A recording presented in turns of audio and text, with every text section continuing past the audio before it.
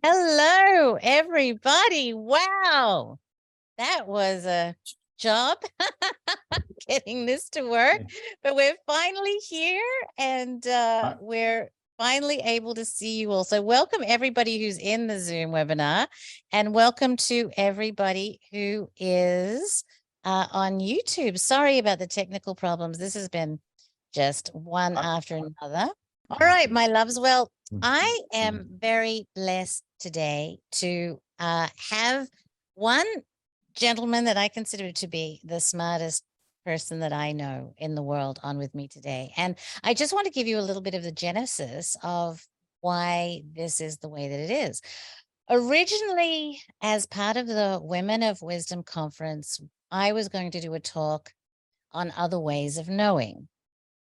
Now, in my 20 years of working in magical Egypt and trying to kind of get inside the Pharaonic concept, and particularly when it came to doing the magic show, what I realized is that our way of understanding the world in which we live around us affects us more than we even possibly realize. We're very much like little fishies in the ocean, and we don't realize that that's water all around us.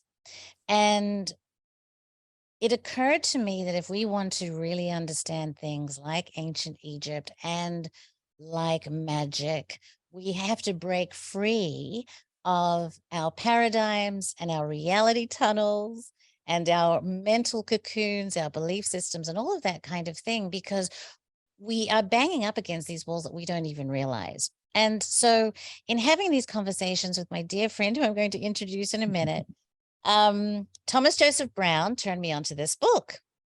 And I have been fascinated with Steiner, and I've been looking at Steiner since I was 16 years of age.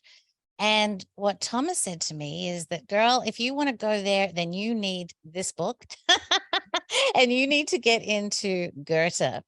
And so I figured, instead of me kind of giving you my kindergarten version of what I've learned, why don't I bring on the smartest person that I know to give us the advanced course? Because Thomas has kind of spent his entire life figuring this out. And so, Thomas Joseph Brown, please bring us up to speed, darling. Oh, great. Thank you for that introduction. And yeah, just great to be here. And, thinking about in the past, and we've discussed this before, the consciousness of the past was quite different. I don't think I'm showing up on the thing because I'm monitoring. We're still seeing you there, but doesn't matter. No, it's what it is. There you are. Oh, there it is. Oh, I see. There's a delay. I got you. Yes, I'll just quit paying attention to that. That works then. The consciousness of old, we don't even know how they were thinking. Like one of the things Steiner talked about is how, as the sun precessed through the zodiac, over the great year, that consciousness would move through different parts of the body related to that part of the zodiac. And that now we're in this age where the consciousness is up in the mind, in the frontal cortex, and it's disconnected from all these other stages of consciousness and connections with the cosmos that used to be there, readily available to us. And part of the reason is that it's not that we've become lost, but we're like metamorphing to a new stage where we need to reconnect consciously to these states of consciousness, where we're coming out of this dreamy state and waking up, and now we have to take hold of it. And while that's happening, we're on this planet that's, we can call it archon infested, right? Through the electric forces, everything, all these different beliefs, religions, materialistic sciences, entrapping people into believing only in things that they find beneath matter, what Steiner called the subsensible. So, right, well, how do you think your way out of that? It's a trap. And it's, for me, that was always part of the bigger thing, which I always knew from when I was young. I remember being young and relatives, grandparents passing away, and seeing dead bodies and realize, oh, they went to heaven or whatever. Right? We're only passing through. That became very evident early on. So, well, what happens next? So I've been very curious about that. Not only the processes of thought, but where do they lead us as we shed these mortal coils, as some put it. So anyway, yeah, that's some of my thoughts on the Well, matter. can I just bring up a point to that point? One of the things that kind of is really instrumental for me in understanding that there is so much more in knowing is that woman, Jill Bolte Taylor, that had the stroke of genius, where Right. part of her brain completely melted down. And as a result of that, her perception spread and spread and spread until she was one with everything, right? And it's kind of, it really brings a focus into how much of our organs of perceptions are actually limiters to what we have at our disposal to perceive. And that story was just, wow. Like she went from this to that in the matter of, 10 minutes. Yeah, that's a fantastic story. And, and whether or not we even have a brain that actually works, right? Because then there was that whole thing about the French civil servant that, in fact, he was having headaches, and they went and checked, and they looked, and he didn't have a brain. His head was filled with fluid. He said he was living a normal life, family, everything. So it's the brain and receiver to the field. We'll cover some of these ideas as we progress here, but yeah, it really makes you wonder. And I think then that would bring us again to the consciousness of, let's say, the people that built the pyramids in Egypt, where they're, as Atan says, the remnants of the Atlantean Empire. These people lived in a different state of consciousness, but the earth was in a different state of energy as well. They weren't clouded. We're very clouded now. Like Steiner said in this agricultural course, he was talking about how he says, look, he said electricity, because somebody asked him a question about electrical treatment of silage. And he said, well, look, he said, as soon as electricity was invented, you had prophets claiming it was going to do all of these amazing things. He said, but look at its effect. He said, now you can get news from across the world. He said, but the effect of the radio waves on the atmosphere is such to dampen down consciousness, so people can't comprehend the news as well anymore. And that was in 1924. So if you look at like Arthur Furstenberg's work, Invisible Rainbow, we're not going into all of that today, but there's just so many things happening. The effect on like Lily Kalisko's metal gold crystallization experiments in relation to the sun, the effects of like big radars coming on in the 1950s affecting gold crystallizations in our alchemical sun things. There's so much to it. And one of the interesting things, I see too, a lot of people getting into electroculture, different things for treating plants. And one of the things that Furstenberg notes is that we have longer lives now. The electricities in our lives seems to give us longer lives, but it causes more degenerative diseases in the process. So, yeah. Let me just jump in. For anybody that wants to understand this, on this YouTube channel, we have Thomas doing a talk, and there's a whole section of the cosmological influences as they pertain to Earth. And these things that he's talking about, these are actual chemical experiments where people have tested the same like acid and whatever base reacting at different times, whether it's a full moon or a where the sun's in Mercury or something like this. And they've proven that astrological influences actually affect us here. And so one of the things that you're talking about, Thomas, is that the age that we're in now has a different influence in our thinking.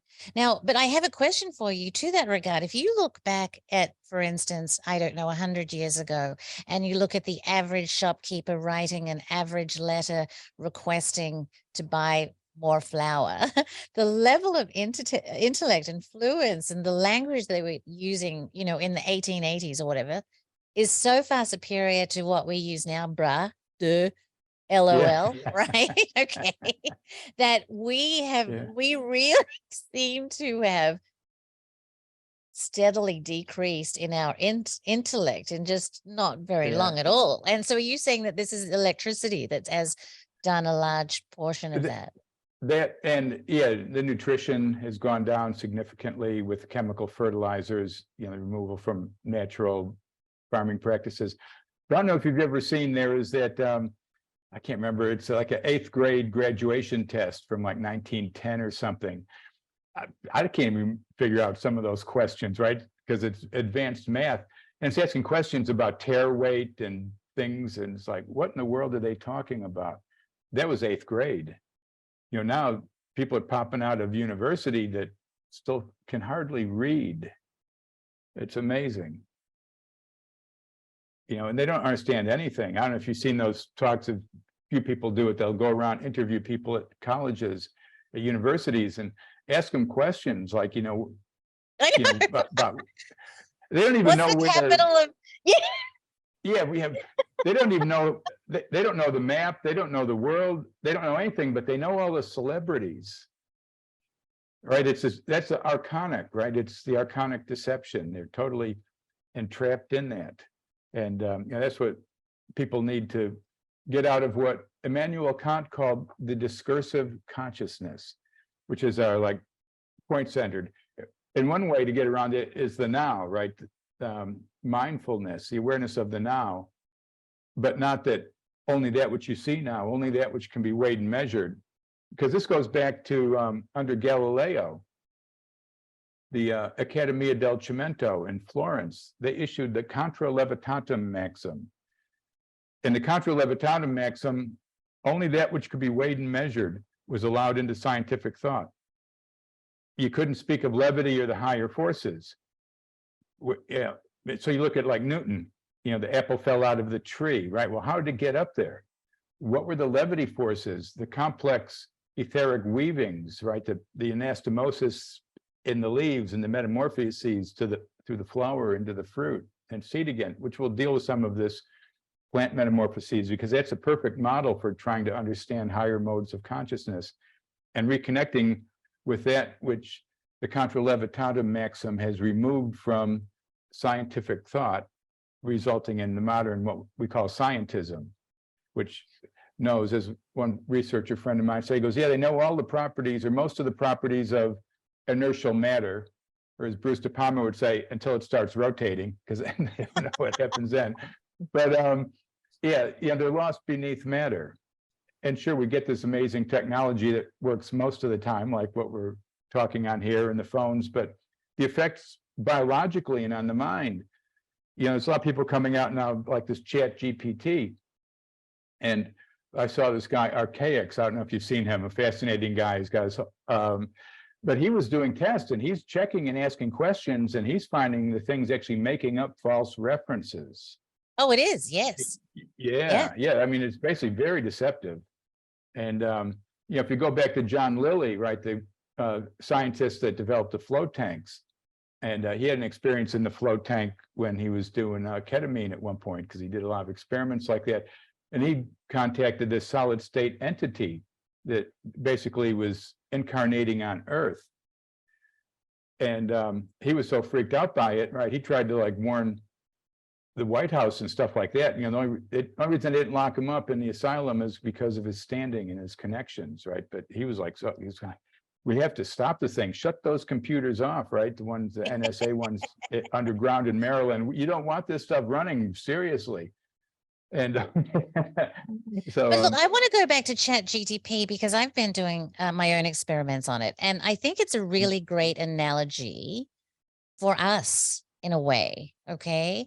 Chat GTP is able to tell you things that it has been programmed into or scanned, right? And it does come out with erroneous information. I found that I had to get very, very specific in how I asked my questions. And I literally had not an argument with it the other day, but it just would not give me the answer that I wanted. But let's go back to the idea that it can only tell you what it has inside of you. And so because we live in a materialistic paradigm where we're only allowed to know about things that we can measure with rulers. And as Buddhi Yoga says, that measurement is, this is a friend of yours, I'm believing, Buddhi Yoga. He's somebody who's on our chat right now. He says Okay. that measurement is only arbitrary anyway, which is absolutely true. Okay.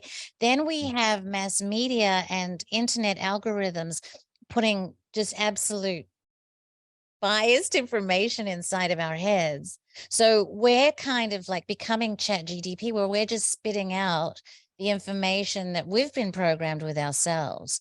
And we've lost our ability to kind of tap into this truth because we've been so overwhelmed with this information that we've been programmed with. And so for me, in my little baby class on this, my goal was to have people understand that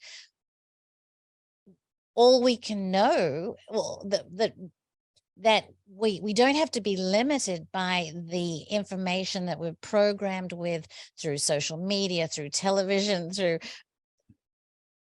we're much more than the sum of that, right? We're much more. But if you mention, for example, I have this girlfriend that I absolutely love, and I mentioned a trigger word, and what came out was basically the pre-programmed responses for her particular color side of the story, right? So I can tell what color she is by boom, boom, boom, the 3 points that she makes. Those aren't her points. Those have been programmed into her head, right? Exactly. And so, Exactly. yeah. And so we need to go beyond that. So darling, take us beyond it, please. Okay, sure. Yeah, let's have some fun. Maybe I'll share my screen and show a few slides I put together. Okay, when that comes on. And so this is Rudolf Steiner. Thinking is no more and no less an organ of perception than the eye or ear. Just as the eye perceives colors and the ear sounds, so thinking perceives ideas. So how does thinking perceive ideas? This is what we're going to take a look at. And like you were talking, the way people are these days. Well, why? Because the schools they don't teach you how to think. They indoctrinate you into the worldview. And that's a problem. So people basically become automatons. They can live their life. They can have families, they can have fun, they can go on vacations, they can run businesses, but they've got no connection of deeper soul life with the cosmos, the higher senses. Even though they may get feelings, go to church, or they might meditate or something. I'm not saying that people don't have these, but we know that there's a limit created within this realm. And it's like this, Descartes, I think therefore I am, but that was the age of doubt, right? That was after people had lost the old connections, and they had to even doubt if they were real, right? Because only that which could be weighed and measured was accepted. The intuitive higher forces were no longer allowed in thought, and it became basically part of the general character structure of society altogether. So that this is where people went. And of course now, the no school, I believe, therefore I'm right. That's the world these days. People get a little bit of information, they might see a meme, which has false information, but can completely change their cosmology. The effects of these things psychologically, there's like meme wars. And we won't get into some of the subjects. No, and I was just going to say, it's so strong, darling. Like I heard something on the radio when I was in Australia, and it was government propaganda, basically. And within 2 hours, people were repeating the saying. It was a very, very identifiable saying, but I'm like, literally 2 hours later, people are on Facebook saying it. And I can't believe how well they've developed this technology for bringing these beliefs into us. But anyway, go ahead, darling. They've been doing it since before we were born. Now look at these experiments. Some people may know of what they call Libet experiments, Benjamin Libet, and he was the one they were testing. So these are from scientific literature. Let me get my pointer on here. Right. no such thing as conscious thought. Conscious thought, judgment, and volition are illusions. They arise from processes of which we are forever unaware. Nobody knows where brain waves come from. Electric waves at the heart of neuroscience have no identifiable source. Mind exists as field connected to the brain. The mind is a field that exists around the brain. It picks up information from outside the brain and communicates it to the brain in an extremely fast process. It's almost like each of us have our own encrypted sort of key into the cloud where the stuff is stored. Like as Michael Persinger said, you know, the magnetic field of the earth has enough storage data to store all the brain activity of all the animals and humans and everything on the planet from the beginning of time. So maybe that's the Akashic record, and we can only get our little bits in our certain thing. Anyway, decision-making may be surprisingly unconscious activity. Several seconds before we consciously make a decision, its outcome can be predicted from unconscious activity in the brain. And similar article, unconscious brain activity shapes our decisions. Astonishing results suggest that by the time we become consciously aware of a decision to move, our choices have already been influenced for several seconds by the actions of the frontopolar cortex, which is the very front of the brain that they say they don't know exactly what it does. But isn't that amazing though, darling? Like you're saying, you said before 7 seconds. So 7 seconds before I decide I want to have a drink of water, my brain's already saying, Vanese will have a drink of water. Yes, yeah. This was two parts of the brain, the frontopolar cortex and the precuneus, which is just above the occipital lobe at the back of the head, showed activity that predicted the choices the volunteers made in the frontopolar cortex. This activity happened a whopping 7 seconds before the subjects were consciously aware of their decisions. So this is lab clinical work done with magnetic resonance imaging. So you brought that up. You brought up the question, and who is the one that's thinking? Are we thinking? That's what I say. My theory is people aren't thinking. They just think they're thinking because they're observing their genetic and mimetic programs in real time as they flow through their timeline in this discursive frame of mind that they can't see beyond. So how do you get around that? That's a good question. But anyway, let's look at the heart. The electrophysiological evidence of intuition, surprising role of the heart. Heart appears to receive and respond to intuitive information. And what this was the Heart Math Institute. They did these experiments where they had people, heart monitors set up, and they were showing them photographs, like beautiful photographs of babies or flowers, or horrible photographs of accidents or whatever. And what they found is seconds before the picture was shown to them, and it was done randomly from a computer, so nobody knew what was going to come up. They had a random number generator pulling it up. The people's hearts were reacting according to the emotions of the picture, right? So it appears that the heart is involved in the processing and decoding of intuitive information. This study presents compelling evidence that the body's perceptual apparatus is continually scanning the future. So minds and so we need to work together, mind and heart, to get around this. So that's a Heart Math organization. They do some really amazing research for people that want to look further into that. I love Heart Math, but can I throw a zinger at you, darling? Sure. What happens if there is no time?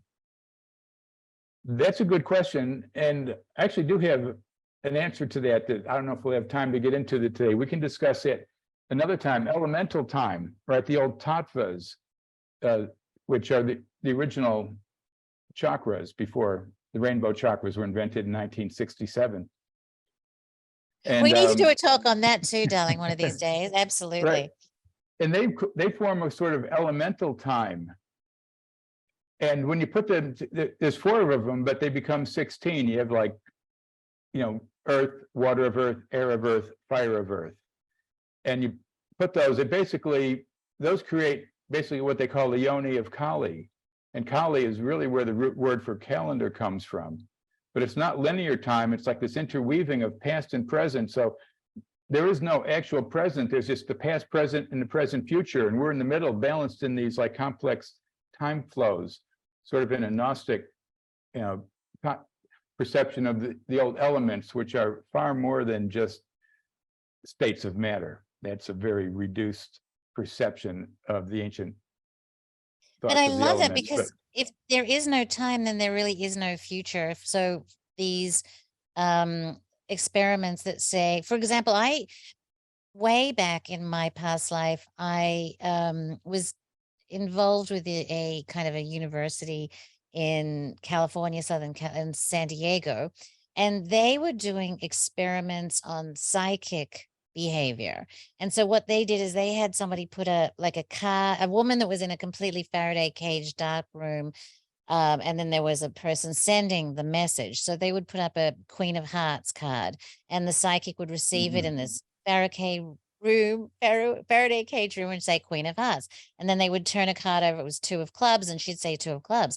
And her ability to psychically, receive the messages was outstanding. But then what they did is they didn't tell her she would receive first. So she would say Ace of Spades, and then the person would turn up the card, and it was Ace of Spades. Right. Right. So what they were showing is that psychic ability wasn't space time didn't impact her ability to be able to receive. She was receiving from the future, basically. Oh, absolutely. Oh no, I mean, I've had dreams and premonitions that absolutely happened. When I was younger, I saw a house catch on fire. It didn't burn down, but it was on fire. I saw this fire, and it was weird. I was telling my friends, I go, wow, it's such a vivid dream. My God, like this house down the street, like caught on fire, and the fire department was there and all that. And about a week later, we're out, it's Friday night. I think we're probably in like 7th or 8th grade. So we're just like Friday night walking the streets of the suburbs of Chicago. And we see sirens and flashing lights, and we go, and this friend of mine goes, wow, wouldn't that be weird if that was the house that you saw in your dream? Yeah. And we came up to it, and it was, and I was scared to walk past that house because one of my neighbors died in the fire, and I was like scared to walk past it for like a year. It's like, really, I'd go to the other side of the street. It spooked me. And I've had other incidents like that. So sure, and they're very well known. A lot of people have done that. Or like Rupert Sheldrake, that work on the pets, known when their owners are coming home, or who's going to be calling. Yeah, it's crazy stuff. And Booty Yoga just mentioned also, I think Heart Math or somebody involved with them anyway, were able to register the glitches before 9/11 and before Princess Di died.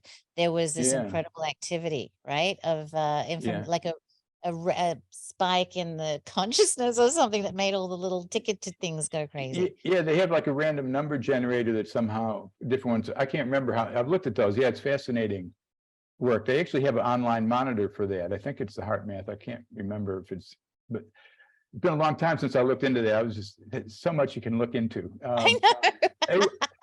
Go ahead, Dylan, with anamnesis. Yeah, I know this because I know you've brought it up, and it's something I've thought about for a long time, right? Anamnesis, recollection of ideas which the soul knows from previous existences, especially by means of reasoning, but not necessarily. So what's our previous existence? Is it previous lives? Well, maybe, but also what they're thinking, it's from like the Platonic realm. This was, from the dialogues of Plato, Meno's paradox, resolving the paradox. If you're searching for wisdom, how do you search for it if you don't know what it is? And how are you going to know what it is if you find it, if you don't know what wisdom is? Well, they say because there is like this pure spiritual realm or archetypal realm from which these ideations are there, and we're here remembering them, putting them together through our experience and reasoning, right? That's why they look at it like that. So this is a way of, so how do we reach these ancient ideas? So look, next one, noesis, what we call the highest type of knowledge of the eternal forms or ideas as archetypes of manifestation.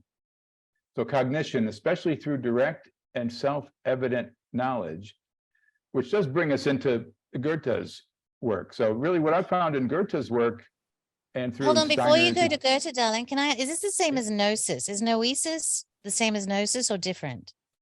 No, it's different, but similar. And I actually had more slides on this, but I didn't, yeah, that's okay. We have I enough just to don't cover here know. today.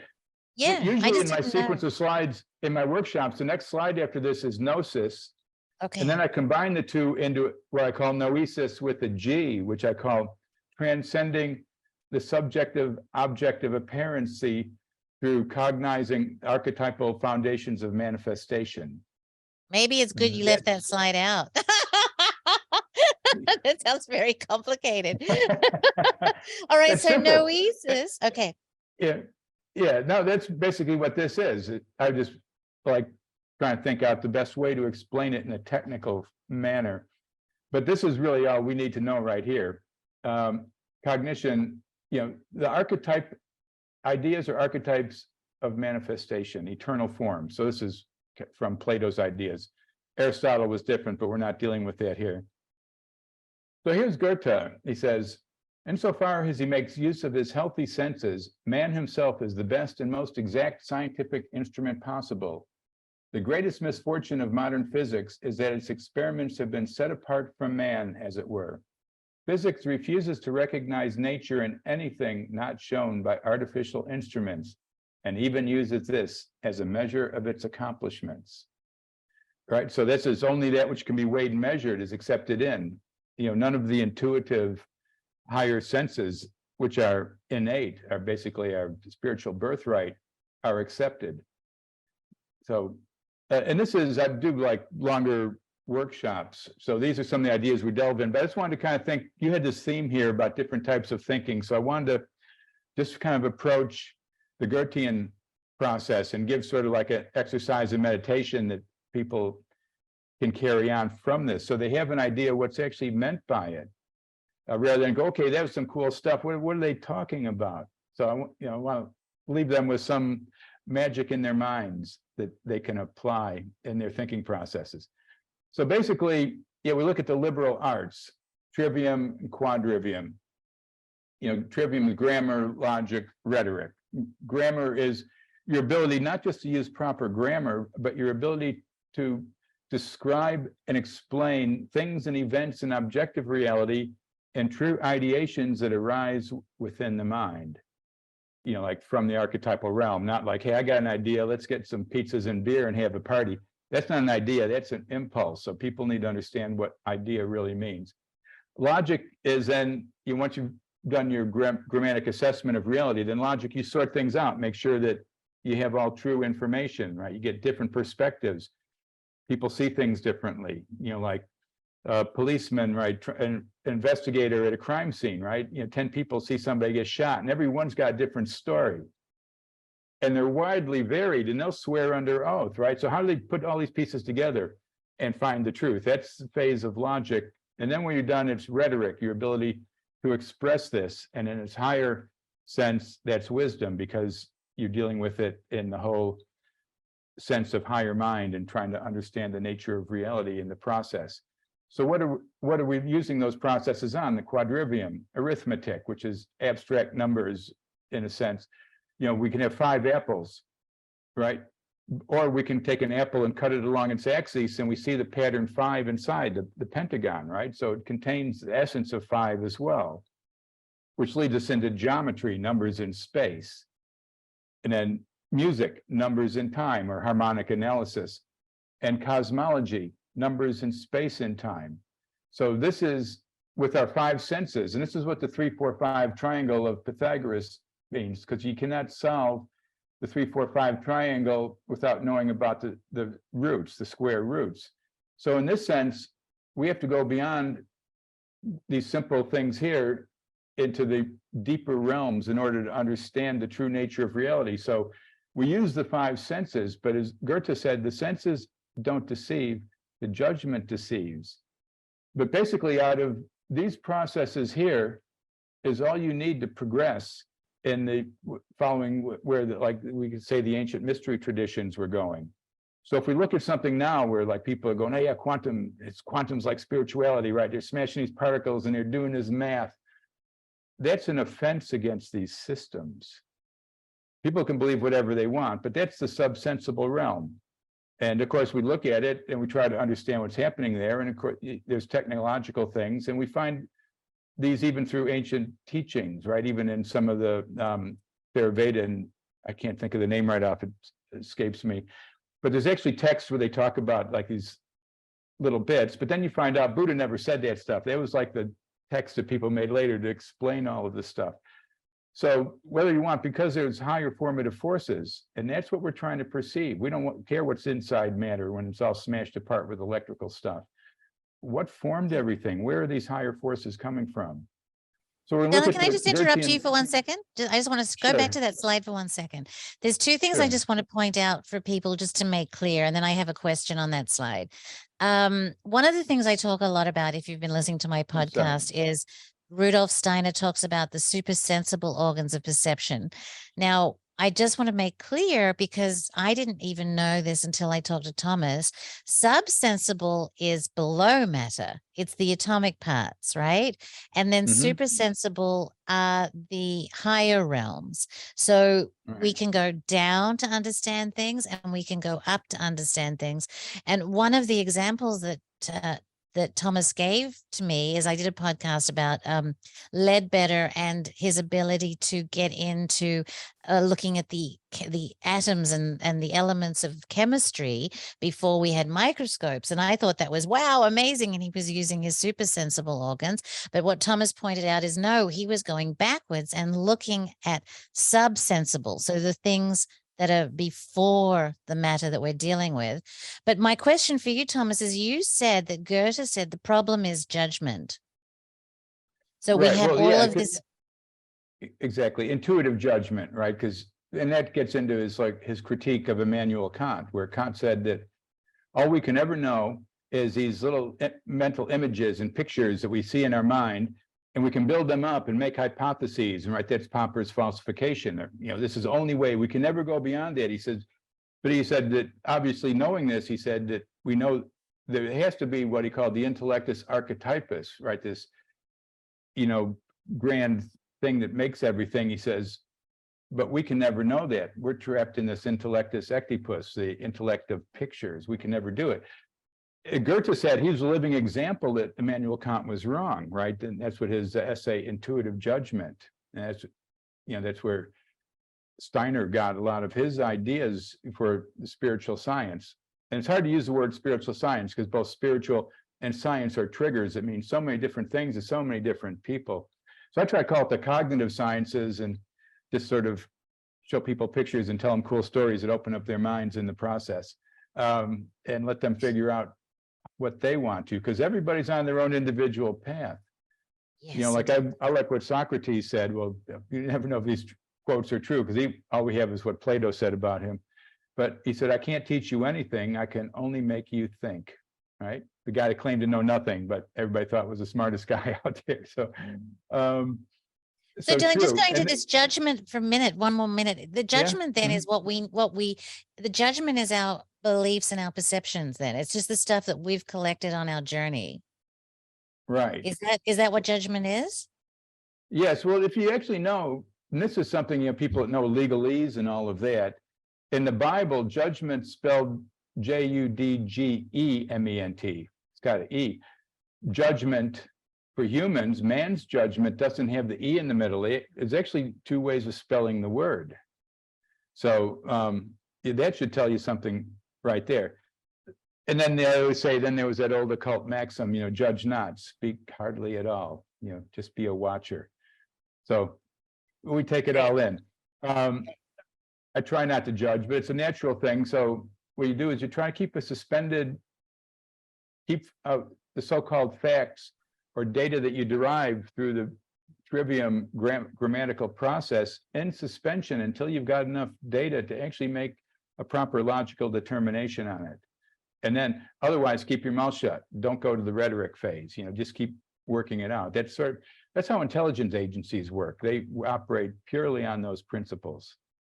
Wow. As far as they're gathering. So the Goethean participatory process, a holistic approach to comprehending natural phenomena. This utilizes observation and experience over abstraction and analysis. So stages observation, so make careful, detailed observations of natural phenomena without abstract reasoning or preconceived notions. So you're not weighing it before it comes in. And I meant to say when we were talking about the trivium and quadrivium, and even the schooling, and this is what schooling does, is it actually creates a false logic filter that goes in front of your thinking processes, so that basically it distorts the process of the trivium. So people are thinking through their worldview, which is not operating in their neocortex. It's operating in what Joe Dispenza calls the chemical brain. They're trapped in it, right? And you try to get them out of it, and they have basically chemical reactions, which turn into what Reich would call the biopathic reactions, right? You're interfering with their character structure, and they take it personally and get upset, right, if you're not agreeing with their thing. So this is why this is a way of getting beyond that, so that you can perceive and participate. So you're basically transcending the subjective-objective barrier when you advance into these processes here. So we have the phenomenological description, right? Describe the phenomenon in its own terms as a whole without breaking into parts or reducing it to simpler concepts. And we'll get into the next slide a little bit more what we mean by that. And imagination, use imagination to form a mental image of the phenomenon in its entirety in space and time, like in plants, right? We can look at a plant at any point and know it's a plant, but we can never see the whole of the plant with our discursive consciousness. We have to build a picture of the entire plant growth and stages of metamorphoses in our imagination. That's the new organs of cognition that we develop. And once you have a metamorphic organ of cognition and consciousness, you can apply that to other things. The first thing I did when I learned this back, 30-something years ago, back in 1980s, is I started applying it to geological processes and just hold completely different view of the way the world forms. And that's a whole other lecture and process. But this, so I'm saying, is you can use these for those things, or even for interactive processes within people. And even there's ways, and I've got slides in my longer workshop on mycelium, the way mycelium actually operate like the trivium, grammar, logic, and rhetoric, the way that they move around, sort things out, they go up and they get nutrients and whatever they need to move forward. And they actually have an anastomosis, like leaves. They weave together. It's like they know where there's nodes, and the things come out from different directions and connect at these nodal points, just like in leaves. They call it anastomosis in leaves. And once it's done that, then it's like the rhetoric. It's like the wisdom. It knows the wisdom of the forest. It communicates between the plants and all that. So these are processes, once you understand them as functional organs of consciousness, you can apply it to anything that you are looking at. So we take the trivium and we bring it into the Goethean process. So the imagination forms a mental image of in its entirety, in space and in time. In conceptualizations, then we develop the concept that captures the essence of the phenomenon as interconnected and interdependent. So this leads to an archetypal comprehension of nature in which the observer cognizes the underlying principles and interconnectedness of natural phenomena, experiencing it all as an irreducible wholeness. You become part of it. And it literally does extend outside of your body, and you can think in. And I did this with water too, like with Victor Schauberger's work, and studying water flows and extending consciousness into streams and rivers and flows. And you can almost like get back in that stage in meditation when you're thinking of it, and you're like back in the forest and in the stream again, doing it. So here's how we do it: seeing the whole of the plant. At no point in our discursive waking consciousness can we observe the whole of the plant. We can identify plants even though they are of a widely diverse types. In order to see the whole of the plant, we must build in our consciousness the stages of growth: seed through shoot, stem, leaf, flower, fruit, back to seed. This is the whole of the plant. We must cognize with our eye of the spirit. We can meditate on a plant as it grows, building the greater picture in our mind, as Goethe did over time in his decades of morphological plant studies.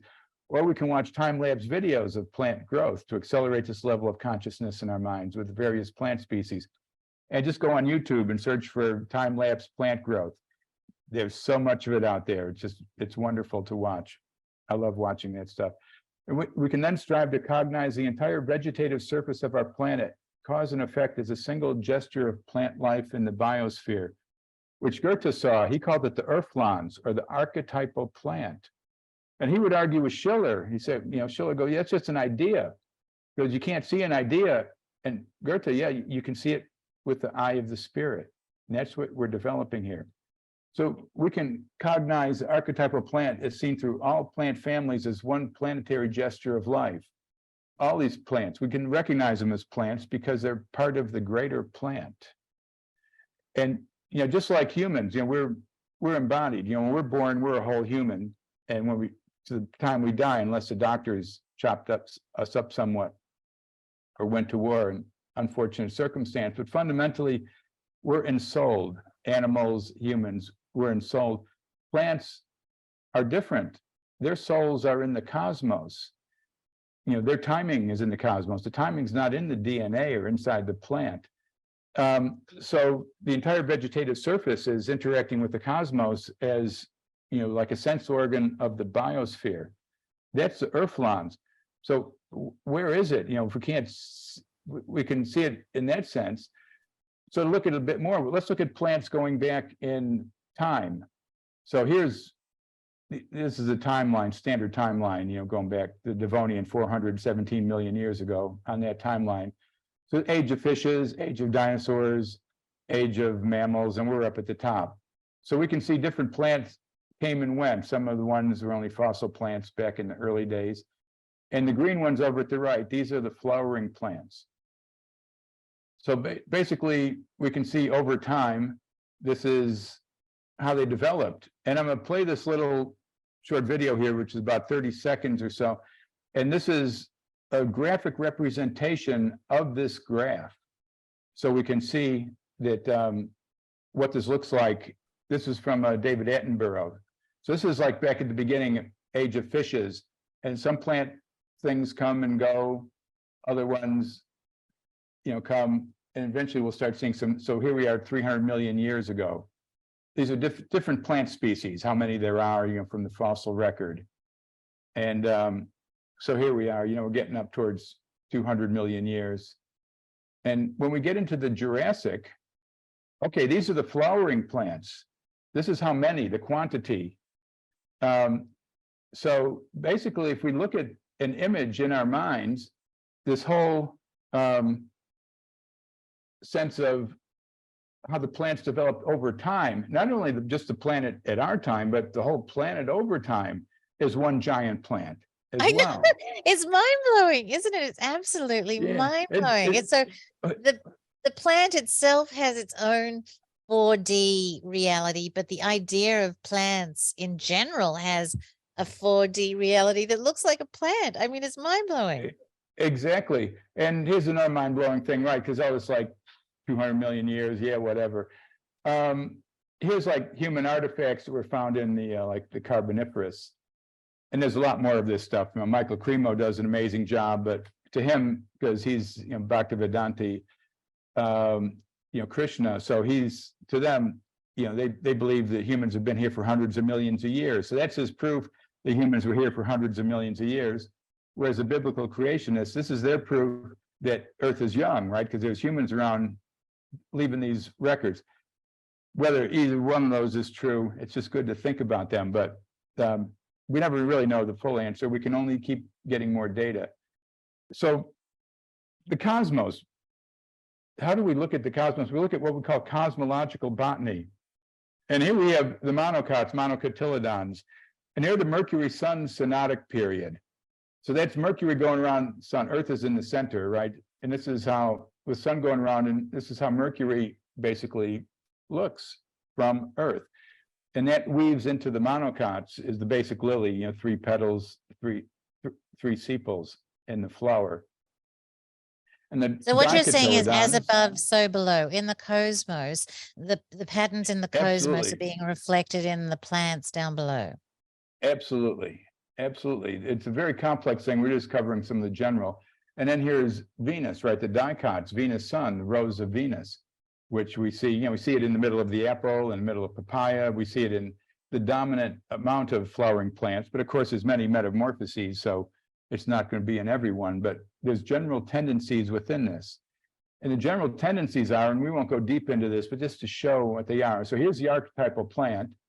And then here's like through Mercury, Moon, coming down here, so but along with the sun, because they all have the sun. So the grasses are like the sun and moon, right? The moon is the roots, the sun is the stalk. water lilies, they're the moon, right? Because they're in the darkness and they come up and bloom at the top. Bindweeds, morning glories, things like that, Argerias. They're and they are messenger of the god Mercury, and they contain psychedelic precursor compounds, which is an interesting analogy there. Buttercups. The rose, Goethe said the rose was the pure type of a flower, right? For many reasons. So that's just a comprehensive manifestation of the type. And as we get further out, the umbellifers, right? The things start branching out. These are caused by the outer planets. And then the far planets, we have what they call the composites, the compositae, daisies, sunflowers. Each one of these petals is a flower. It's not a single flower. They're complex flowers. So here's the archetypal plant. So we can say, we just start looking, we look at a plant, we go, well, where's that plant from? We start imagining its whole growth from seed through to its, flowering and fruiting another seed. And then we can think about it part of the whole global, and then going back into the past and all of that. And then raise our consciousness up and start seeing how this is actually what we call the geocentric universe in the way it works. The anthropocentric, the higher order space around Earth is where this operates in. So the heliocentric's like our skeleton, it's buried deep, we can't really contact that, and we have this magic fleshy stuff on top. So the heliocentric is out there in space, and we can determine it. There's enough to figure this out, and I've done articles on this. But then the geocentric, there's a lot of evidence of that too, which weaves into the life body. So once you start perceiving the universe like this, you actually start putting your mind into the anthropocentric space. And there's a book called Cosmological Botany, Planetary Influences on Plants. And I tell people that was like the greatest spiritual book I ever read. Wow. They look at me funny, but that was the one that actually connected me to the cosmos, where I could actually, through going through these meditations of what I'm presenting here, which you can't get in a couple minutes, it's taken me years. But the ideas are here. Everybody's on their own path, and you can go, some people figure out quicker, some people follow it differently. I'm always happy to argue the point if somebody thinks they have a better idea. But what I want to do is, since this is on different modes of thinking, and we're thinking about these higher forms and where we are in the cosmos, centered in this anthropocentric. So I've really linked Rudolf Steiner's work, the anthroposophical ethers, with the Vajrayana mandala of the Dhyani Buddhas, the meditation Buddhas, which are not true Buddhas, they're aspects of being. So this is us, right? The mandala is us. Form, these are what we call the skandhas, the aggregates of consciousness. Buddha said he can't really teach. There is no way to teach you from samsara to nirvana. You can just give indications. But and he said, but look at the 5 aggregates, as they call them, the skandhas. So form, that's our form. Sensation, that's what comes into our form. So I'll get back here. In the form, we'll look at the quadrivium. This is the mirror-like wisdom whose emblem or tool or function is the Vajra or Dorje. So that's like the inner and outer worlds have to reflect perfectly. So the outer comprehension of natural scientific archetypes has to match the inner spiritual archetypes, which is why when I was saying, like, quantum physics and all that, trying to relate that to spirituality is an offense against these higher sort of pathways of the old mystery schools. So that's our gateway to the quadrivium and trying to understand things out there. And then the inner gateway to the mandala. So that's our form. Then we have the sensation, what we pick up, and that's the grammar stage. It's the gift-giving jewel, right? The wisdom of equality. The sun shines on everybody equally, rich or poor, right? The stuff's there for everybody. Cognition, right? That's logic. And that's Amitabha, the meditation Buddha, distinguishing inner wisdom. His symbol is the lotus, right? The meditation thing. And then volition is the skandha, the fact that, we have this form, we have sensation, we process it, and we act, right? So this is basic human functioning, input, processing, output. And then there's our functional being to do it within. And that's the rhetoric stage, our ability to express what we've learned. And of course, then the center, Vairochana, is all of this all together, right? The whole totality of consciousness, whose symbol is the wheel of consciousness, which this is. But the symbol of this one, Amoga Siddhi, which translated as all accomplishing karma-free action. And this is its symbol, the crossed Vajra like that. So these are, and I've actually worked out things to equate these with the ethers and the elements. They have elemental connections, but I've worked the ethers into them. It's been a very interesting process over the years, but that's longer than we're going here. I just wanted to get into that for a reason, because what we're going to look at next, I just wanted to give people the idea of the Gurtian process and the Vajrayana Mandala meditation. So we're connecting Eastern and Western types of thought here. So they share the comprehension of irreducible wholeness of the world and the individual's experience within it as integral, right? We're not meaningless. We're not, people go, well, you know, we're just tiny little specks. There's this whole greater thing out there. I'm going, according to who? Who told you that? And they go, well, you know, everything. It's just, I go, I don't, yeah, you can believe that. You know, so I remember we were having a discussion about some of the stuff one day and somebody didn't know really what to say. She goes, well, you know, we only use 10% of our brain. I'm going, speak for yourself. We're trying to get through some more interesting stuff here. It's a very popular belief, though, like Yuval Harari, right? I mean, he is completely reductionist when it comes to humans' place in the role of the anthropocosm, that whole idea. He just, yeah, right. I mean, because they're dark magicians trying to trap everybody's souls. So they're pushing people in and telling them these things. And people are so programmed, they believe them. You know, I mean, you know, didn't want to bring it up, but, you know, arguing with flat earthers years ago. And I was actually running a Facebook page with my friend, Jesse Kozlowski, who's a geodetic surveyor of now over 40 years experience. And he was demonstrating how you could measure the curvature in like 300 meters with theodolites and stuff. It's like, you can't perceive it, but you can measure it very finely. It's seconds of arc because of the size of the earth and all that. And we were doing it. So on this page, though, he had a lot of surveyors on there, and they were like the real skeptical types. And, you know, they thought these flat earthers are total idiots. I've always said, no, they actually understand something. They've reached a stage, they've been tricked, because there is a stage that the earth is an infinite plane.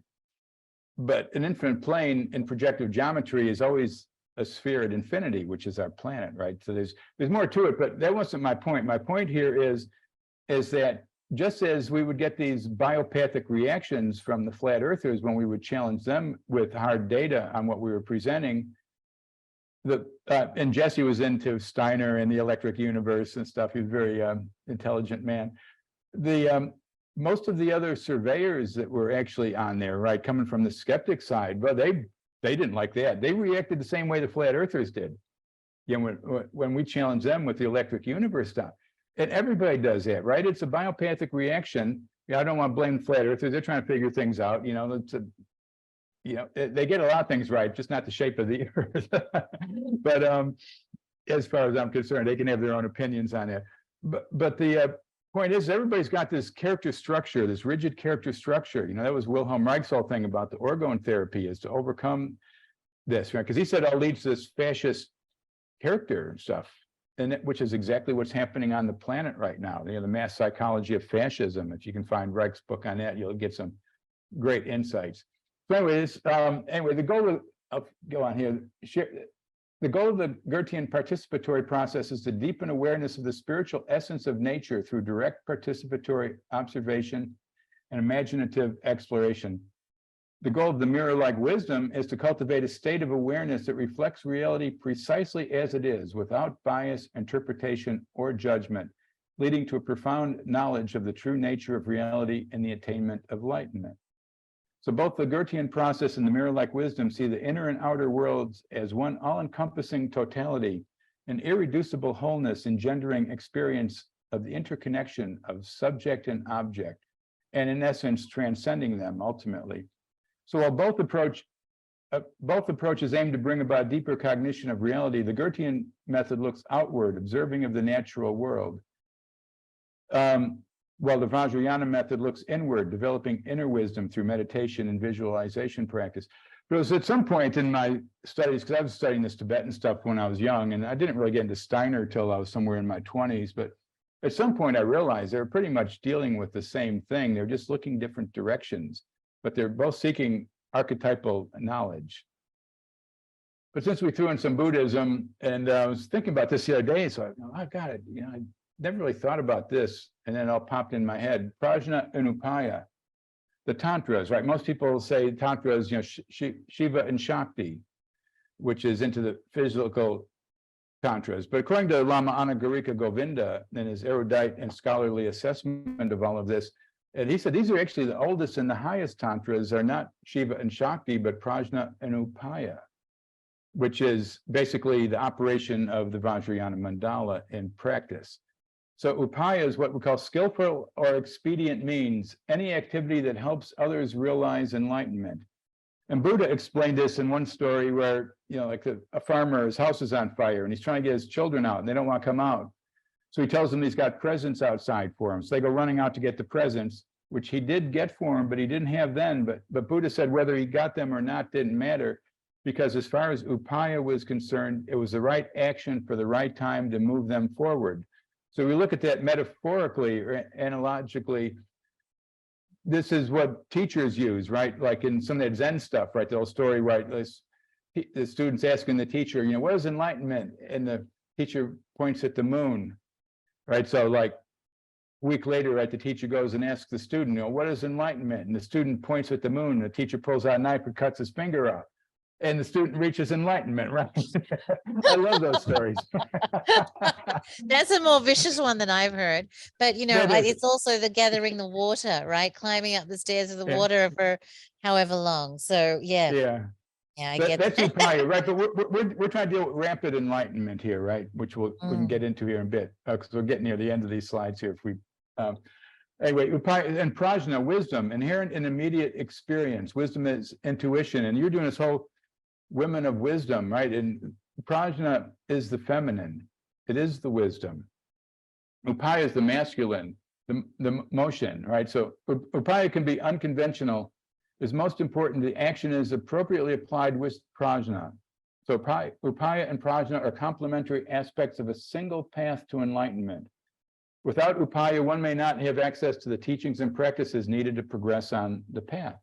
Without prajna, one may not have the wisdom to see through the illusions and delusions impeding their process. So basically, so when you see, and I didn't have a picture here, but when you see like the meditation Buddhas with their consort, the meditation Buddhas aspects of ourselves and our action within experiential reality, and the consort is the wisdom that we need for right action.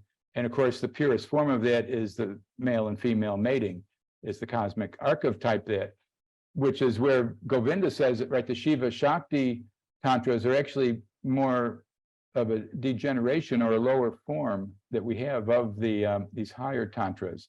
Not there's anything wrong with them, it's just a perspective of where you're going. And that's why Vajra Sattva, which means diamond being, with the Vajra Upaya, and Ganta, Prajna. So you see this symbolism everywhere.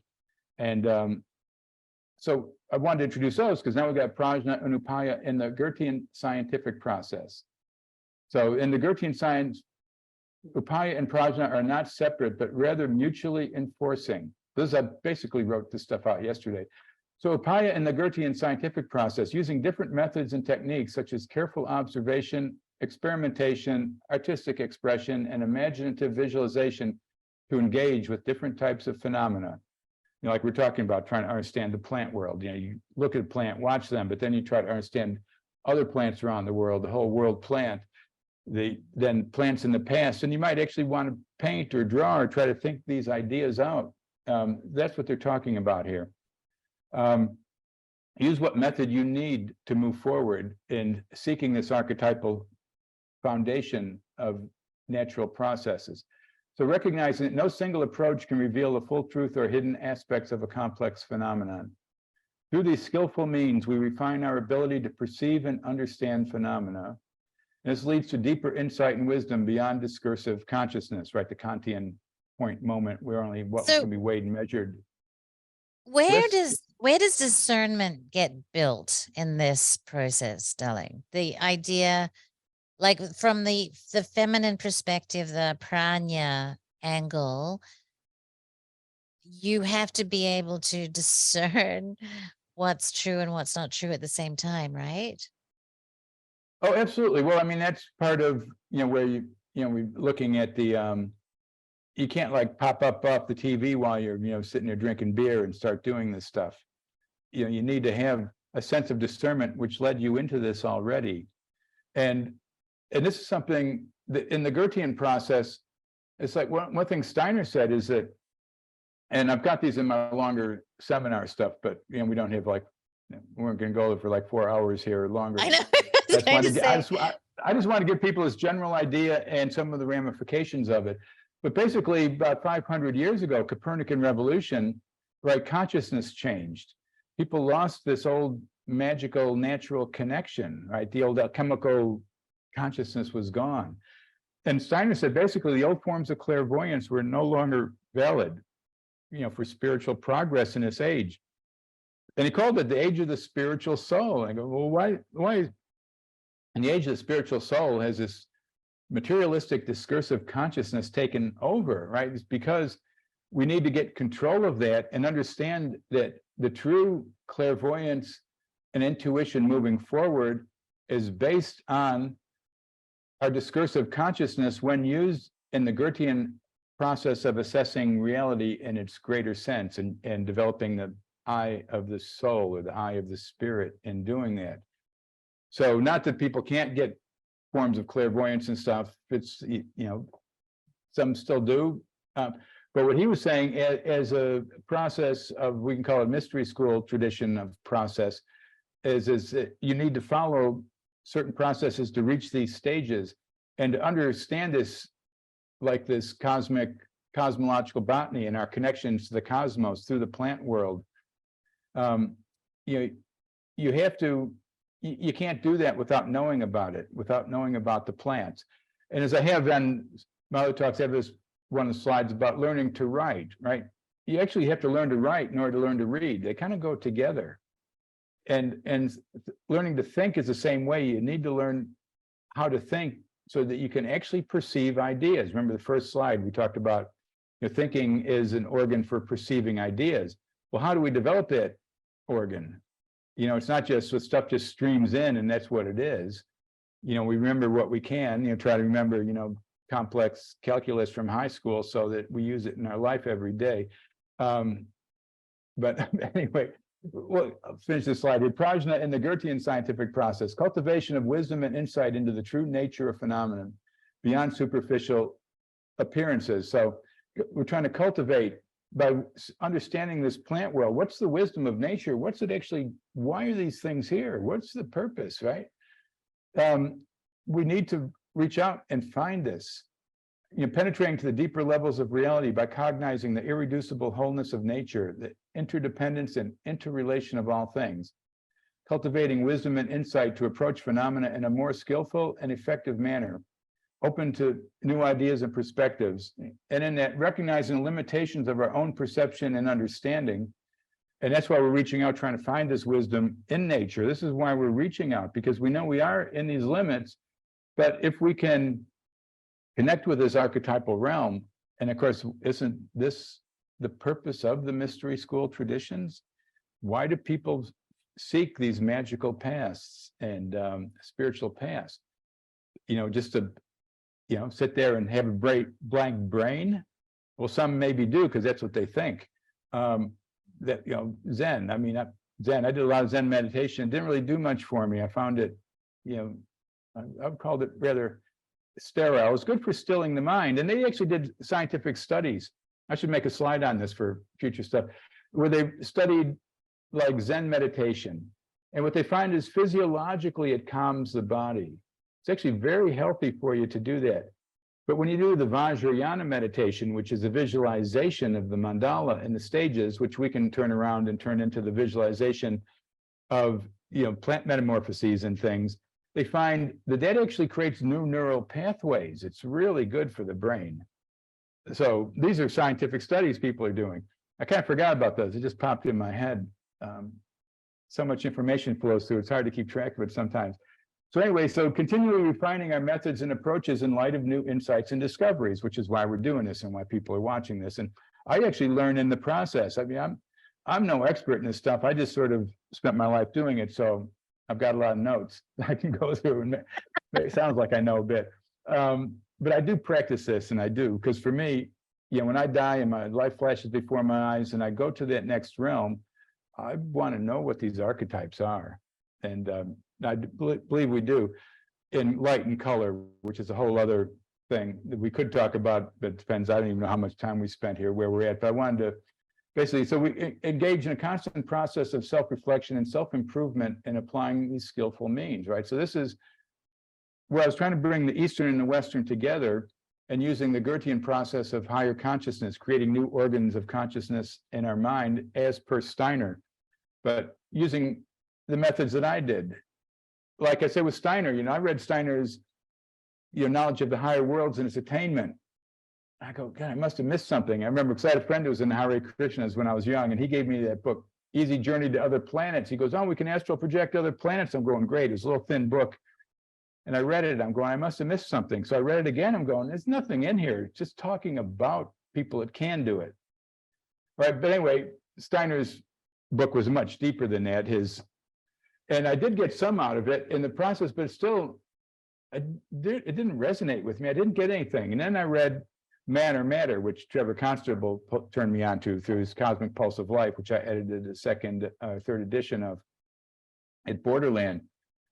That's the one you held up earlier. That's the book that blew me away. Of all the other books I read, that I call it. So I've got two Bibles. One of them is Man or Matter. The other is Foundations of Tibetan Mysticism by Anagarika Govinda, who, funny enough, was German. So he logically schematized all the inner teachings in process. So anyway, that's pretty much come to the end. And I thought, because you mentioned earlier, I threw this slide in at the end there, Vanese, because you said, oh, we want to maybe mention Chan, because we were talking about this the other day, and I mentioned Hui Nung's Rapid Enlightenment School, the sense that, sudden awakening or sudden enlightenment. Some people say, well, you have to have a teacher, right? You got to work hard. You got to do this stuff. It takes a long time. Get on that wheel of life and do your toil, right? But then there's other people say, no, man, enlightenment, we are inherently enlightened beings. We're just blinded by what I call now our genetic and mimetic and earth plane conditions of electricity and poor nutrition and everything else, and surrounded by all this media. But we can realize enlightenment here and now in the present moment, how we do it. And basically the inspiration for this, we don't have to go through all of this, is acceptance of the equality of all beings, rejection of hierarchy, that's whatever it is. But the whole point of this is the instant enlightenment. And this is based on Buddha's, what they call the flower sermon. They say his most profound sermon of all was one where he just held up a flower, right? And one of the students smiled, right? Nobody else got it. The one guy smiled, right? Because just seeing the flower was everything was contained in that. And if we bring that back around to Goethe and studying flowers, then, what do we get? Flowers are just like some of the most amazing things to look at and watch once you start doing it. It's like, where do these things come from? I mean, they're not in a seed. They're not like sponges that you throw a seed in the water and a flower pops out. These things are weaving into space and connecting with the cosmos. They're very alive, and we're integral to them. Our microbiome is integral with the plant world. We're not truly individuals in the biological sense. Our tastes and senses and immune system are all tied into the microbiome, which are tied into the plants, which are tied into the fungal networks through the microbiome. We're part of the connected biosphere. And this is why I'm saying all this is about the transcension of subject and objective. But anyway, I kind of got that. I don't know if you want to go further in things or where you want to take it now. We can take a break from the slides at this point if you want and chat. It's absolutely mind-blowing, Dylan. And when you talk about the metamorphosis of plants, the thing that kind of, I don't know, I play this game with myself all the time, and I try to see myself as a 4-dimensional kind of object, and I look at the planet and all the places that I've been, and I kind of try to see it like as a snake, if you will. Like, I'm not just this thing, I'm this thing through time, through space, Mm, and but then if you take it even further by extension, and it's like my mother and her mother, and like it's kind of like you did with the plants. exactly. And of course, there's that old occult practice where you start trying to remember backwards every day. I used to practice that when I was younger. Somehow life took over and I didn't do it so much. But yeah, I could. You remember that day, and then you remember like through the week and back, and you remember back to the time you're born, and then they try to remember back past that. And so I never got that far, but I was remembering back to very infant things at the time I was practicing that regularly, probably in my 20s. So look, talk about like 40 years ago. I got discipline's not one of my fortes, I have to tell you, other than studying what I study. Because my path is knowing the archetypal nature, the Bardo Thodol, right? What is, and that's, but then that was Padmasambhava. But interesting, Padmasambhava, he was Persian, according to some, and the Zoroastrian influence, the we call it the Bodhisattva ideal. That wasn't in the Theravada or the Hinayana. It was just like you're just on the wheel till you can jump over, from samsara to nirvana.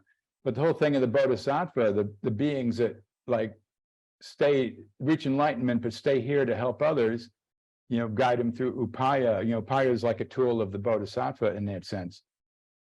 That's Zoroastrianism. That's where that impulse came from, through there. And now it's quite interesting because he did the books like the Bardo Thodol, the so-called Tibetan Book of the Dead, which has the patterns of the mandala.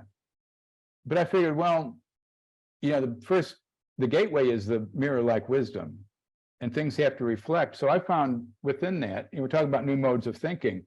So rather than accepting that and practicing it as a dharma, I came up with a completely different approach to the mandala. I based it on natural phenomena, on Goethe's prismatic experiments, because we know there's no color in light, right? That's one of the great misnomers of the modern. And I've got a whole bunch of slides on that, but that'd probably take us another half hour, so we won't necessarily go there these days. We can maybe do something on that at another time.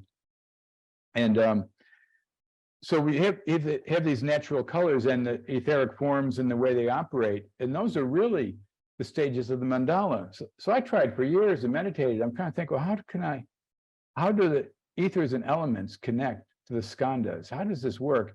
And it never quite worked. And I had like all these note papers, lines drawn between the different systems. And I go, God, there's always like niggling thing, never quite worked.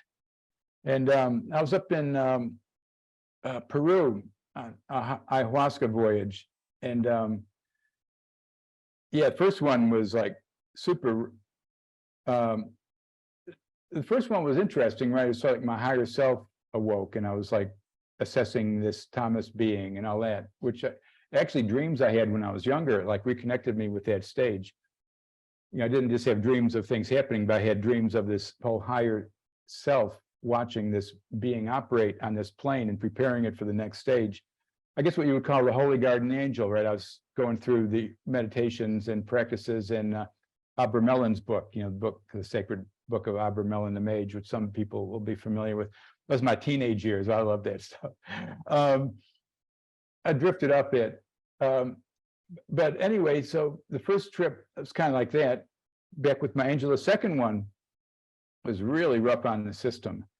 And I thought I was going to die. I actually did. I felt like cold and I wasn't moving. And I was like I was trying to like blow my hands and get my heart started again. I couldn't. I was trying.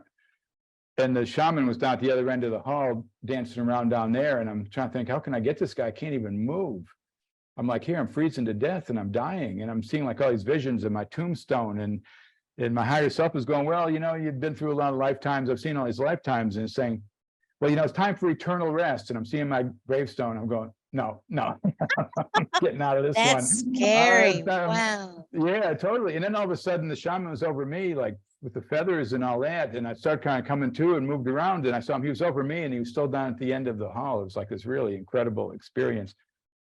Anyway, I was like thinking, damn, I was down there with Dennis McKenna, and I told him next day, I said, we were going to do a third one the following day. I go, I don't know if I want to do that stuff again. That was like really rough on the system here. He said, well, now do what you want. I'm thinking, but we're there with the group and we're going around all the sacred sites. And I thought, and it was really like this whole ceremony with everybody. I thought, okay, well, and I talked to him and the shaman, and he's going, well, look, it's just they're just neurotransmitters, the liver processes them. It's probably just whatever was going on with you, that was part of your trip. I'm going, okay, yeah, I can accept that. So I said, okay, the third one, I just do a little bit, just enough. And yeah, that was actually the best trip of all. And I was laying there, nothing was happening. There was no like higher forces speak. It was just getting the visualizations. So I thought, well, what about drawing the mandala? I wonder if that's proper here because it's in a ceremony. And then the answer, of course, you can do that anywhere. That's you, do it. So I actually drew out the mandala. And all of a sudden, the elements and ethers fell into this perfect. I go, wow, this is so, why couldn't I figure this out? This makes so much sense. I actually had to get back, because I didn't have any notes with me. I had to like get back to New Zealand, where I was living at the time, to get my notes. And I go, that's why, right. Yeah, because I had to reverse two of the elements within, because the eastern sector of the mandala, not the eastern, I'm sorry, the southern sector in the standard mandala, because that's the sun overhead, the noon thing, which is yellow, right? Ratna Sambhava, the gift-giving jewel, they attribute that to earth, right? Because it's yellow, because the tattva, earth is yellow, and you say it's yellow like gold. But then it's weird because a lot of the symbolism is this like light, the light of, shines from the spiritual realm and all that. I'm thinking this is the light ether. And that's what it was with the blue. And when I put the elements and ethers together that way, then it made this whole logical sense. It fit in with all the doctrines and everything, other than the elemental approach to that. And, the fourth one, which I had to move earth to the fourth one. I thought, well, I don't know. And it also matches like Dinshaw's spectrochrome system as well, the old color healing system where you make the 12 colors out of 5, which again comes from the Zoroastrian system. So all these archetypes all fold within to themselves in me.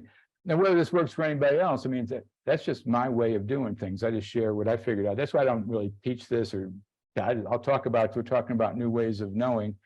Everybody has to figure this out for themselves. This is just what I figured out. So for me, I'm happy with those patterns and still learning. We're always learning, So, yeah. So when you say when you're working with the mandala, like, I don't even really know what that means, Don. Are you building it in your head? Are you visualizing it? Are you making connections with it in a Kabbalistic kind of manner? Like, what are you actually doing? Well, I have made I did my Hollow Earth Kabbalah in like 1983. I actually had the Kabbalah and the mandala all on the Hollow Earth and everything, with the cliff off going inside the earth and orgone sun on the middle from all the Hollow Earth stuff. And it's actually when I sent that to Riley Crabb at Borderlands. That's when he decided I was the guy that was supposed to run Borderlands. I should don't show that around, but I'll dig that out and send it to you. But yeah, actually had the, around Tifereth and, the 4 things around there. To me, that's the mandala as well. Because then I had to move the veil of Paraketh. It's been a long time since I thought about that. I'd have to if I had the diagram in front, I could explain it a little bit better. But basically the earth, Melkuth and Yesod, right? That's probably Kabbalists down here cringing. But I mean, that's like the moon. The earth, right? That's this local sort of timing, lunar time trap, as some people think of it. And then the other one is the sun, with the planets going around the sun. So that, to me, that's like heliocentric, geocentric, right? The two relationships on the tree, also are connected from the supernals, which are all operating behind, inside of everything. With the Kether being like the ether, the point is everywhere, because the sacred geometry is like from the Platonic realm. It's available at any stage. And that's where we see like the plants growing into shapes, the anastomosis. And as Goethe said, plants don't have sexes. He said that's incorrect because plants aren't like mammals. So we can't think of it as sex in the same way. So that's improper. What he called it was spiritual anastomosis, between the spiraling and the direct forces that interweave together into the plant, which people can find in Goethe's work, or in Matter. Leos discusses this as well.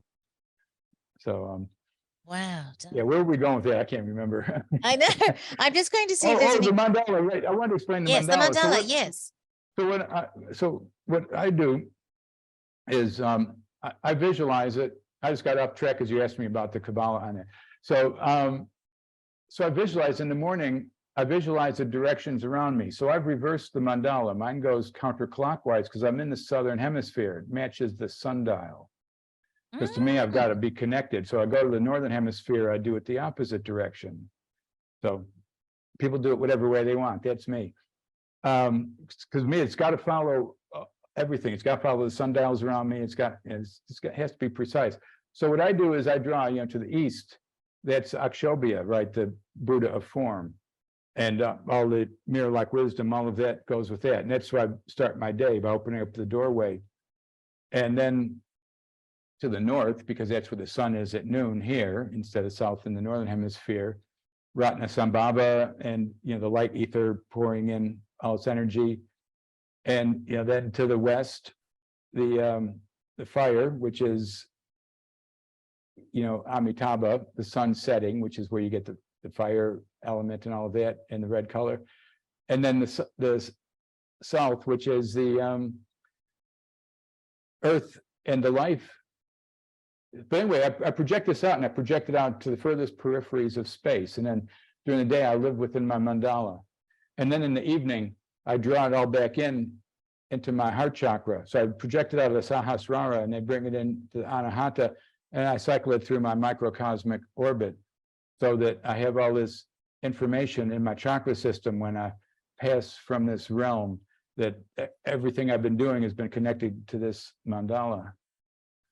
Wow, that's amazing. I've never understood what you've done, what you do with this. I've never really told anybody that, but since you asked the question. Yeah. Well, nothing to hide. I just don't tell people things. No, it's more telling that, I've been looking at them, and, you've sent me these slides, I don't know over how many years, and I've kind of looked at the pictures, and I've really never been able to kind of put the two and two together, but that makes a lot more sense now. Yeah, totally. I'm gonna see if I can find something here. I'll put up and share on screen for a second just to enjoy. Where do I have that here? And while you're doing that, I'm just going to say to anybody that's watching, if you have any questions, now is the time to ask them. So I have the Zoom room if you guys have questions, and I have YouTube up. So please let us know if you have any questions for Thomas. We're going to be sitting in stunned silence. Buddha Yoga said, Melketh is moon, yes, it is earth. No, the other way around. Melketh is not earth. Whereas Kenneth Grant always emphasized to me that Melketh is not earth. Melketh is the terrestrial vibrations of the elements that constitute earth, or what we might call the I can't remember. Yeah, so many different systems to remember. It might pop in my head. But I'm gonna play. I need to shut off this one thing here. Too many thoughts at once sometimes. Okay, here we go. Let me just get this going over on the other screen here, and I'll share my screen. So something, well, not only did I, here we go. No, I do this stuff, but I was like psychedelic VJing at psychedelic festivals and stuff. And I'd be playing stuff like this at like high rates with like alchemical symbols flashing over it and stuff like that. You really do that? You do that? You actually do that? Yeah, I haven't done it for years. No, because friends of mine would come see my lectures, and they were psytrance VJs. They go, man, you got to be coming to us with the festivals and doing this stuff. So yeah, I went and did a few festivals with them over the years. But it was because of things like this. I go, man, this stuff's like really cool. So yeah, just you project these things. This is if you're looking at it, but to me, I project it out dimensionally, so it's out in space. So now I have fun with these things. And let me see. It's also very magical. I mean, to do what you're doing is also, like you said, it's a magical practice. Practice. Absolutely. Yeah, life should be magic. Let me see. I'm just looking for if I still have this one. Oh yeah, here's the other one. And this is another one too, which I actually leave up on screen just so it's playing on the side when I'm doing work, which is, this is my mandala. See, so I've reversed it. I just used it for Oh, that's various right. reasons. We've still got your screensaver or your home screen. We're not seeing the new thing. Oh, hold on. I put it on the wrong screen. Let me stop share. I must have hit the wrong share. Let me share screen again. There we go. Okay, all right. Now, Hereward has a little a ball, like a brass. It has a ball on one end, and it has those kind of skewery things on the other end, as a like a physical reminder of this. Does that make sense? That there would be like a little device that looks like that? Like this. Are you Yeah. thinking of the Vajras? Maybe. You mean the things that look like the points at the end here, but if you're looking at it from the side. You know what? Let's just forget that. I don't know what I'm talking Okay. about. So Okay. people, instead of asking questions, they're saying the same thing as me, that you're pretty advanced, darling. Oh, yeah, I wish. We're all like, I can't think of any. We're not smart enough to think of any good questions, is how I feel. Yeah. So, okay, so Just- that's the thing so- that you meant. So go ahead. Yes, tell us what this so is. this is representation of it, but I've dimensionally projected out with the Buddhas in it. And then the inside bit, this is the way I see Vairochana, or the wheel of consciousness, operating within this plane, which is basically, this is the spectrochrome circle, or Goethe's color circle. You know, so this is the way that prisms work. And like I say, that's a whole other set of slides. But I can show it real quick if you want. It'll take like 5 minutes. Yeah, sure, darling. And then we'll end on You know, that. Let's just squeeze a little bit yeah. more in. And Okay, yeah. I think we're going to That have to sounds- sit here and watch it about 10 times. Just so you guys know, I talked to Thomas probably 6 years ago for the symposium, and it probably took me about 4 years to understand what he was talking about in that course. And I'd have to stop the video, watch it, and look things up. So don't feel, you know, that it's over your head or anything. We can all Okay, get here. So you seeing my screen now, the prism? Yes, darling. Yes. Okay, well, this is, yeah, Encyclopedia Britannica, right? Light comes in a hole. Everybody's seen this picture. People believe it, but it's false. It's a lie. This is not true at all. We can't blame Pink Floyd, they're musicians. But scientists, encyclopedia, you can. Like Goethe said, what is the hardest thing to see? That which is before thy very eyes. So all you ever get out of a prism is red, yellow, and blue, violet bands. The green is always a compound further on. That's it. There's no two ways about it. I've worked with prisms since I was young. I've had prisms since I was probably 8 years old or something. And yeah, I was in my mid-20s and probably late 20s, and Trevor turned me on to Goethe stuff. And I go, what the hell? I looked at a prism. I go, man, how did I miss all that stuff? How does people believe this? So this is basically Goethe's experiments. Colors manufactured in the prism. So what Newton did is Newton took where he saw the colors most balanced and decided that that was the whole of everything. And the whole electromagnetic spectrum is calculated from that. But all this other stuff is happening around. All right, the glamour of Newton's experiments clouded the minds of people.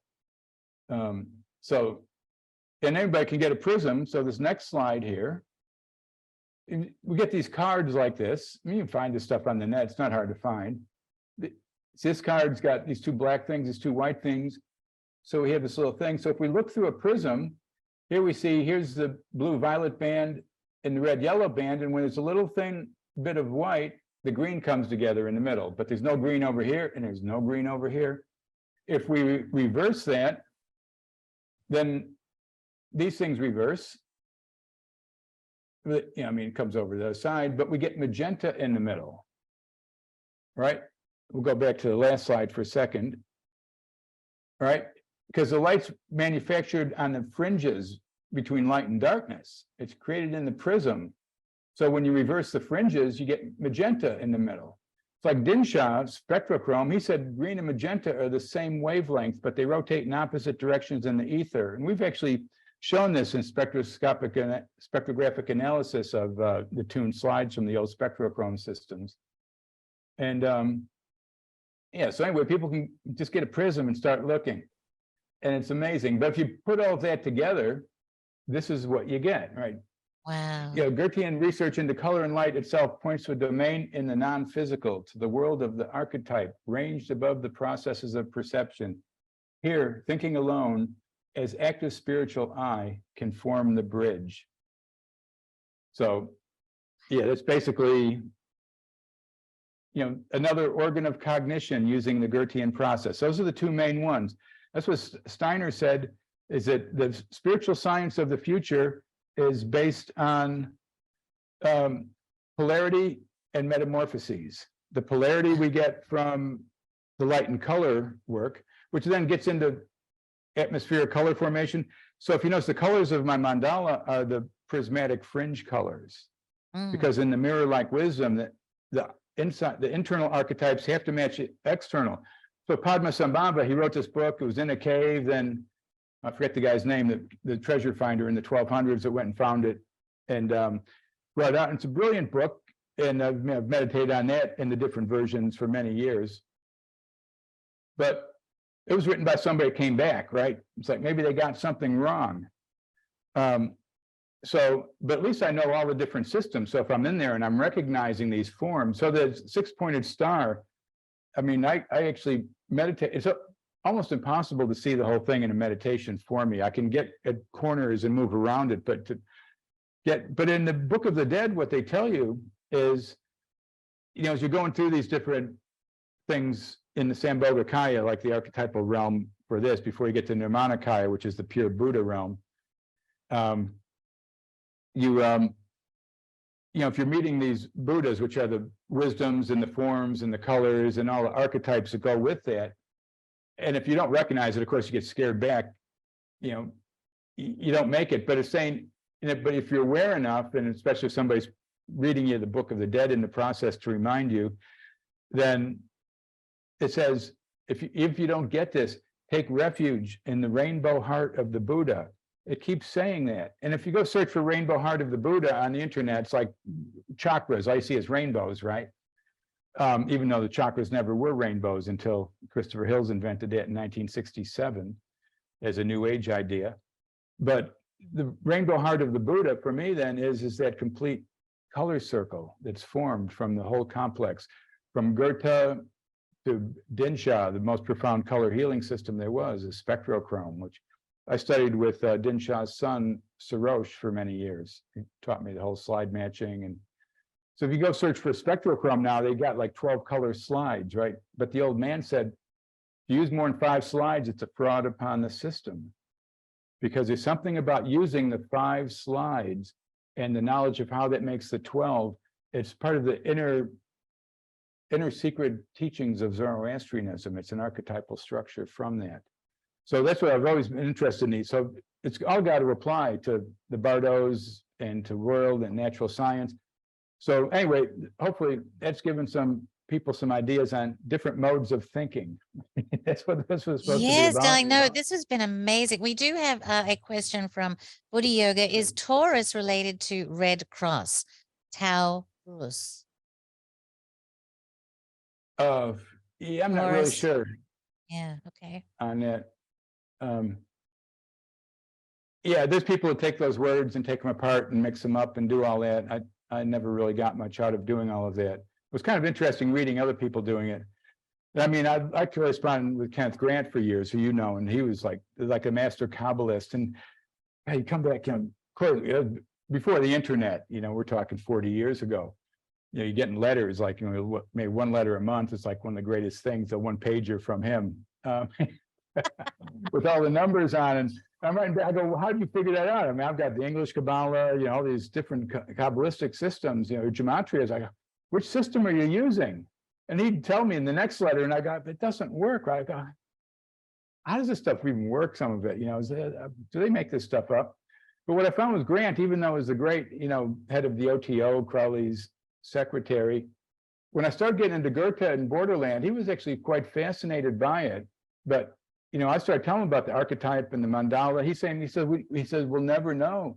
He says, because as we know, reality is only relative, right? He was a thorough Kantian at heart in that sense, even though he was like the great ceremonial magician through all of that. I was really fascinated to see how that happened. Yeah. But anyway, I learned a lot from his books. That was more my teenage reading years, was Grant, and on up through the years.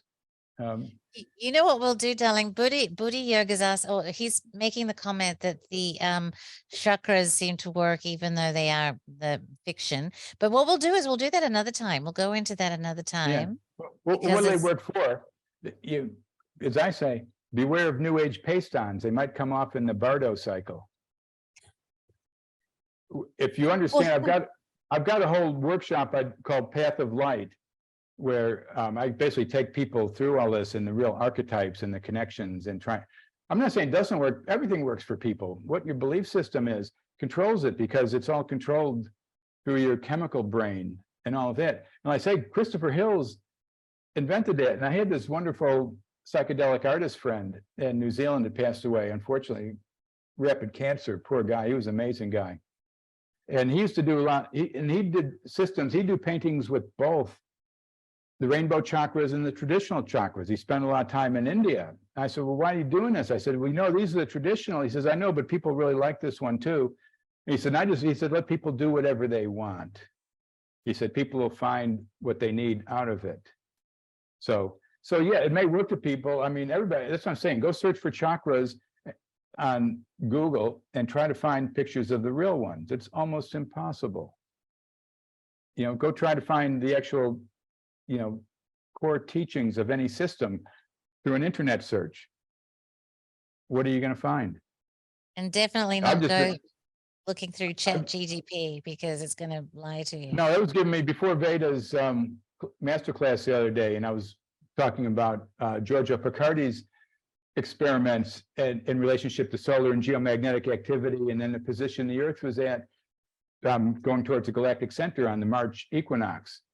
I was thinking, well, there's 3 tests, and I was trying to remember, the F, P, and D tests. And I kind of knew what they were, but it'd been so long, and I started going through the book. I wouldn't look. I could try this Chat GPT thing here.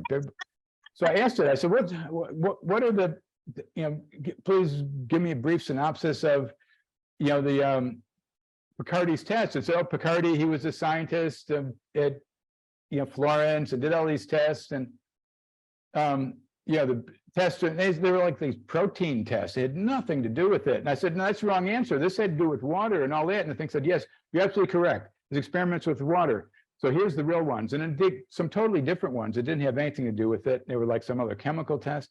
I did like 3 times, and I just I said, absolutely wrong. I said, if you don't know something, why don't you say? And said, well, I'm sorry, I'll try better next time. So it gives out false. And I asked a couple questions just to try about Steiner's ethers and stuff, and it gave totally false information and misdirection. So maybe you can get some information out in straight ways. I figured, well, people are writing ad copy, so you can probably get deceptive stuff out of it. So, but no, nothing like an analog book to read and think. I mean, I've read thousands of books. How did that's how nobody handed me this knowledge, but people handed me books.